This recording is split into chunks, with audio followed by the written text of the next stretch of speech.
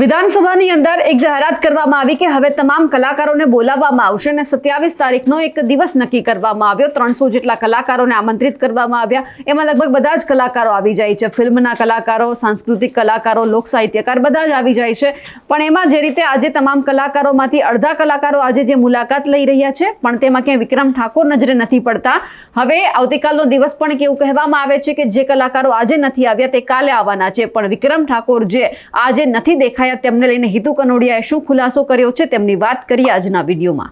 નમસ્કાર, નિર્ભય ન્યૂઝ સાથે હું છું રિદ્ધિ। વિધાનસભાની અંદર 300 જેટલા કલાકારોને આમંત્રણ આપવામાં આવ્યું અને તમામ જવાબદારી છે તે હિતુ કનોડિયા છે તેમના ખભે મૂકવામાં આવી, એટલે કે તેમને કહેવામાં આવ્યું કે તમારે બધા જ જે કલાકારો છે તેમને આમંત્રણ આપવાનું છે અને વિધાનસભામાં લઈને આવવાના છે।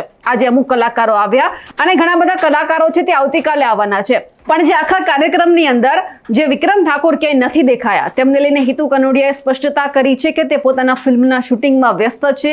તે અમે માની રહ્યા છીએ કે તે આવતીકાલે આવી શકે છે। સૌથી પહેલા આપણે હિતુ કનોડિયાને સાંભળીએ કે એમણે વિક્રમ ઠાકોરને લઈને શું કહ્યું છે।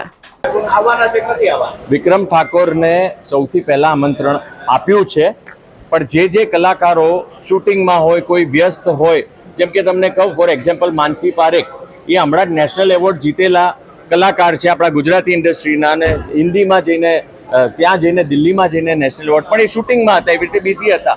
શ્રદ્ધા ડાંગર પણ બિઝી હતા, એટલે આવી રીતે ઘણા કલાકારો બિઝી હોઈ શકે છે। તો જેમણે કન્ફર્મેશન આપ્યું છે એ કલાકારોને અત્યારે લિસ્ટમાં નામ હશે, જે લોકોએ કન્ફર્મેશન આપ્યું છે। આમંત્રિત તો 1000 કલાકાર છે, બધાને કર્યા છે, જે આવવાના છે એ લોકોએ કન્ફર્મ કર્યું, એ લોકોનું લિસ્ટમાં નામ છે।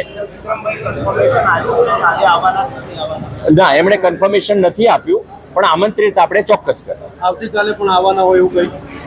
આવતીકાલ માટે પણ એમને આમંત્રણ આપેલું છે, કન્ફર્મેશનની રાહ જોવે છે કાલ માટે। જી, થેન્ક યુ।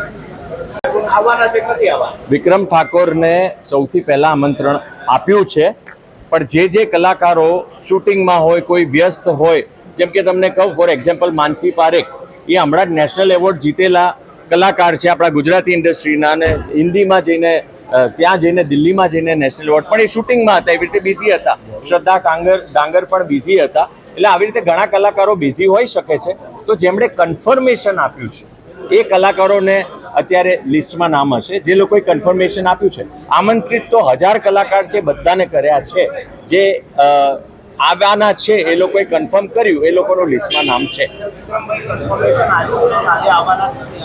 ના, એમણે કન્ફર્મેશન નથી આપ્યું, પણ આમંત્રિત આપણે ચોક્કસ કર્યા। આવતીકાલે પણ આવવાના હોય એવું કંઈ? આવતીકાલ માટે પણ એમને આમંત્રણ આપેલું છે, કન્ફર્મેશનની રાહ જોવે છે કાલ માટે। જી, થેન્ક યુ। જે રીતે વિક્રમ ઠાકોરમાં ક્યાંક ને ક્યાંક નારાજગી જોવા મળી હતી તે હજુ પણ યથાવત હોય તેવું લાગી રહ્યું છે। ભલે એમને મનાવવાના પ્રયત્ન થયા હોય તેમ છતાં તેઓ આજે આવ્યા નથી। ક્યાંક એવું લાગતું હતું કે વિક્રમ ઠાકોરને મનાવવાના બહાને તમામ કલાકારોને બોલાવવામાં આવી રહ્યા છે, પણ એમની નારાજગી હજુ પણ ક્યાંક યથાવત છે, ક્યાંક હજુ પણ નારાજગી આપણા બધાની સામે આવી હોય, કારણ કે આજે ઘણા બધા કલાકારો આવ્યા છે તેમ છતાં એ નથી દેખાયા। આવતીકાલે આવવાના છે તેમાં એવું માનવામાં આવી રહ્યું છે કે તે આવવાના છે, પરંતુ હવે એ જોવાનું છે કે વિક્રમ ઠાકોર આવશે કે કેમ, એમની નારાજગી પૂરી થશે કે કેમ, કે પછી તમામ કલાકારો મુલાકાત કરીને પછી ઘરે જતા રહેશે। અમારા અહેવાલને લઈને આપનું શું કહેવું છે કમેન્ટ કરીને ચોક્કસથી જણાવજો।